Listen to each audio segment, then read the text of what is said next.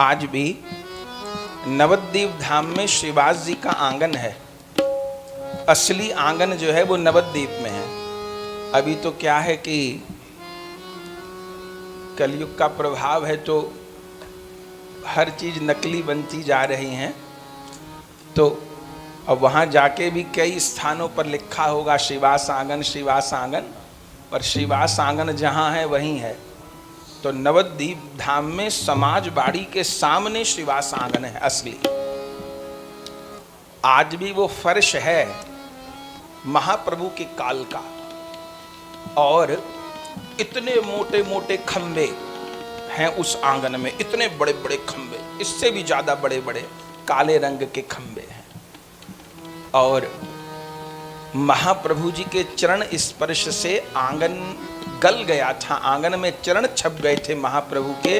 तो महाप्रभु जी के चरण चिन्ह भी अंकित हैं वहां पर। हम लोग जब जाते हैं नवद्वीप तो श्रीवास जी के आंगन में अवश्य कीर्तन होता है। पीछे यात्रा गई बंधुओं, श्रीवास जी के आंगन में हम लोग बैठे, सबकी विचित्र दशा हो गई। अभी भी वहां महाप्रभु की तरंगे व्याप रही हैं। कोई खंबा को गले लगा के रोने लग गया, कोई दीवालों से लिपट के रोने लग गया, कोई फर्श पर लोटपोट होके रोने लग गया। आश्चर्य है, अभी उसी पुराने रूप में कुछ हिस्सा बाकी है। सब मंदिरों में कब झाड़ू पोता लगता है? सवेरे ना, सवेरे झाड़ू पोता लग के फिर सेवा आदि होती है। लेकिन श्रीवास जी के आंगन में संध्या के बाद पोता लगता है। संध्या बाद कहीं झाड़ू पोता थोड़ी लगता है, लेकिन वहां ऐसा ही होता है। और उसके बाद जो आंगन है वहां रस्सी बांध दी जाती है। भावना क्या होती है उसमें? भावना यह होती है कि महाप्रभु जी कीर्तन करने आएंगे। महाप्रभु जी कब कीर्तन किए हैं? चूंकि सब भक्त तो गृहस्थ थे, तो दिन में तो अपनी जीविका का कोई ना कोई कार्य, तो महाप्रभु जी का संध्या समय कीर्तन होता था। और संध्या से लेके फिर भोर हो जाती कीर्तन करते करते। अब बड़ी बात ये कि किसी को थकान न होती, किसी को नींद भी ना आती। नहीं तो 1-2 घंटा नींद कम हो जाए तो कलयुग में व्यक्ति की असुविधा हो जाए।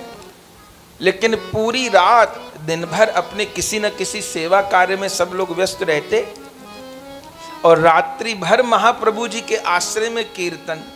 वो कैसी ऊर्जा, पूरी रात भुजा उठा के बस मानो हरि बोल की ध्वनि चली है तो 5-5, 6-6 घंटा बस हरि बोल, हरि बोल, हरि बोल, हरि बोल, हरि बोल, हरि बोल, हरि बोल, हरि बोल। कृष्ण नाम की ध्वनि उठी है तो बस कृष्ण है, कृष्ण है, कृष्ण है, कृष्ण है, कृष्ण है, कृष्ण है। अद्भुत, अद्भुत, अद्भुत।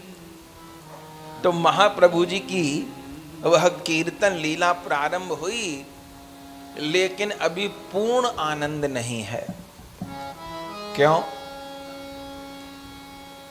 बोले महाप्रभु जी के अभी कीर्तन के जो सहयोगी हैं वो नहीं आए हैं। कैसे? बोले जैसे श्री राम की लीला लक्ष्मण जी के बिना अधूरी है, जैसे श्री कृष्ण की लीला बलराम जी के बिना अधूरी है, ऐसे श्री गौरांग महाप्रभु जी की लीला नित्यानंद प्रभु जी के बिना अधूरी है। आप श्री राम की लीला में देखिए कि श्री राम कहीं भी जाते हैं, भरत जी बहुत प्यारे हैं, भरत जी की महिमा कम नहीं, लेकिन कितनी जगह श्री राम और भरत जी के मंदिर हैं।